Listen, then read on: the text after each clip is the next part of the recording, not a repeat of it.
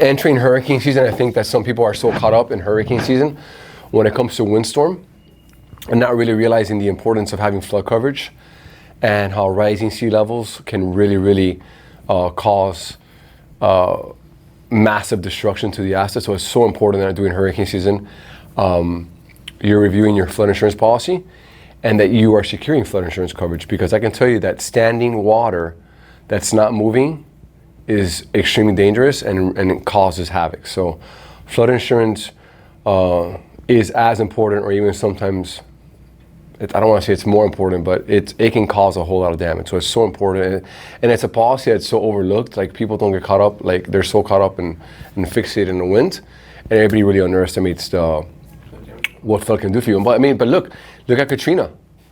Everybody blames Katrina on wind damage. When you look at the amount of losses that were incurred due to flood, I mean, it was astronomical. So flood is something we should really be focusing on. And again, if you don't have flood insurance, I highly suggest that you entertain flood insurance, whether or not you're in a flood zone. You do live in Florida, you live in Miami or Tri-County or anywhere in Florida.